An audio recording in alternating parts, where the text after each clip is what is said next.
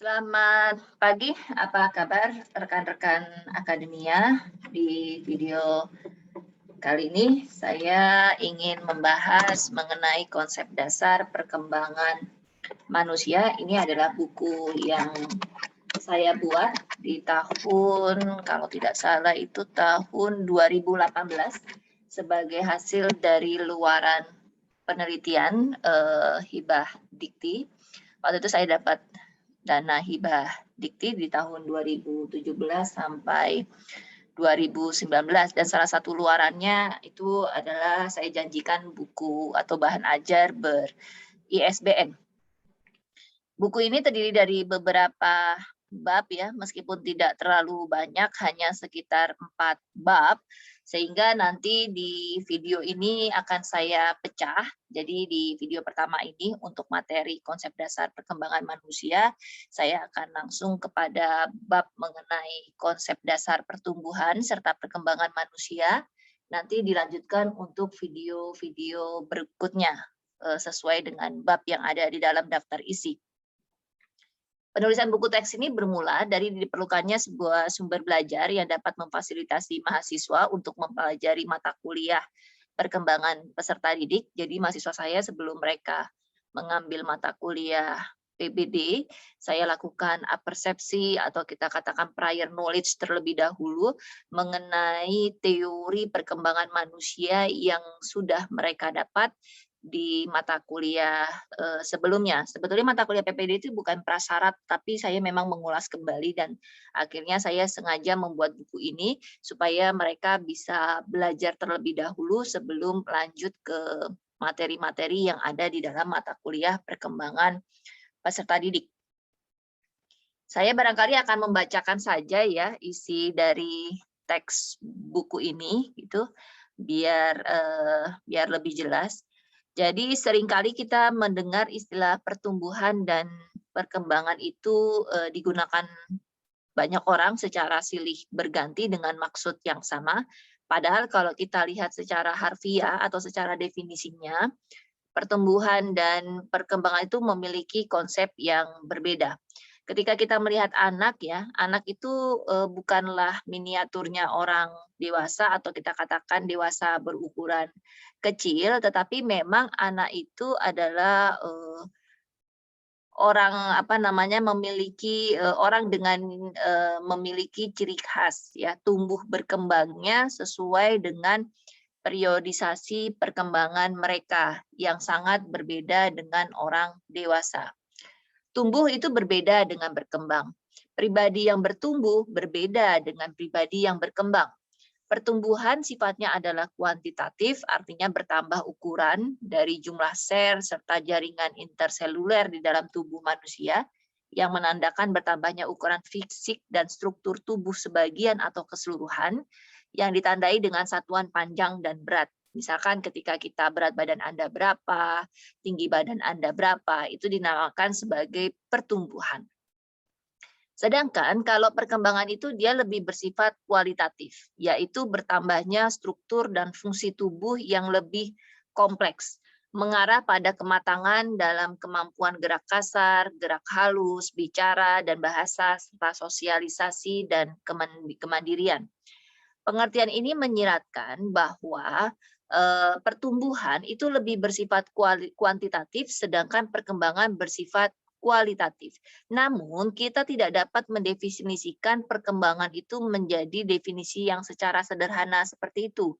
Masih ada konsep yang lebih luas untuk menjelaskan mengenai konsep perkembangan.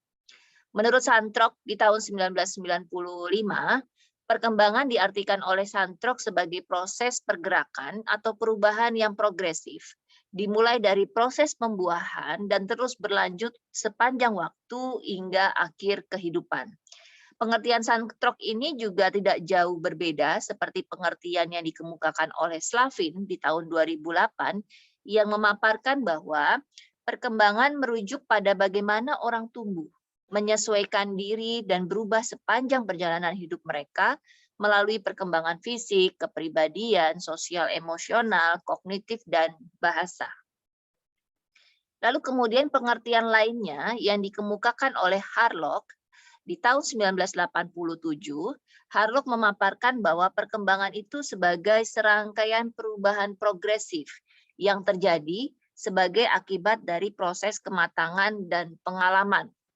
Pengertian-pengertian ini membawa pada sebuah pemahaman bahwa perkembangan menunjuk pada sebuah proses yang tidak bisa diputar lagi dan mengarah kepada kematangan dari struktur dan fungsi tubuh. Ya, itu pengertian dari pertumbuhan dan perkembangan. Lalu kemudian jika kita berbicara mengenai lingkup dan proses perkembangan, perkembangan manusia yang meliputi perubahan biologis atau fisik, kognitif, dan sosial emosional itu sepanjang kehidupannya akan terus berlangsung. Menurut Supena tahun 2010, perkembangan sebagai proses biologis merupakan perubahan pada aspek fisik, motorik, sistem saraf, otak, hormon, dan lain-lain. Perkembangan sebagai proses kognitif merupakan perubahan pada proses pengolahan informasi, pemikiran, intelijensi, bahasa, dan lain-lain. Sedangkan perkembangan sebagai proses sosial emosional merupakan perubahan pada aspek emosi, kepribadian, dan hubungan dengan orang lain. Kesemua proses ini saling berhubungan dan memiliki keterkaitan satu sama lain. Karena proses pertumbuhan serta perkembangan merupakan integrasi antara proses biologis, kognitif, maupun sosial emosional.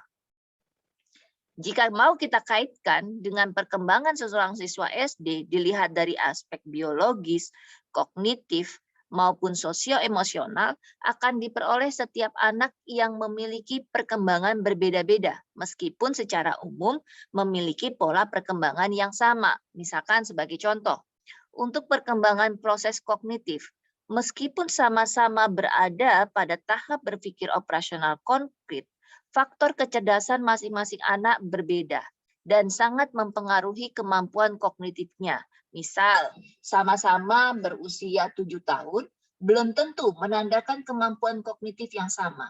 Banyak faktor yang mempengaruhi kecerdasan seseorang, misalkan pengaruh lingkungan keluarga dan faktor pembawaan seperti gen. Hal ini menandakan bahwa setiap anak merupakan pribadi yang unik yang memiliki sikap, minat, kemampuan intelektual, watak, perilaku, dan hasil belajar berbeda-beda antara anak yang satu dengan yang lainnya. Selain itu, sebagai individu yang unik, masing-masing anak berkembang dengan cara-cara tertentu sesuai dengan karakteristiknya dan dapat dibedakan dengan orang dewasa dalam segala aspek, bukan hanya aspek fisik saja, melainkan keseluruhan aspek dalam dirinya. Sehingga anak bukan miniaturnya orang dewasa dan tugas pendidikan bagi anak-anak adalah memanusiakan manusia muda.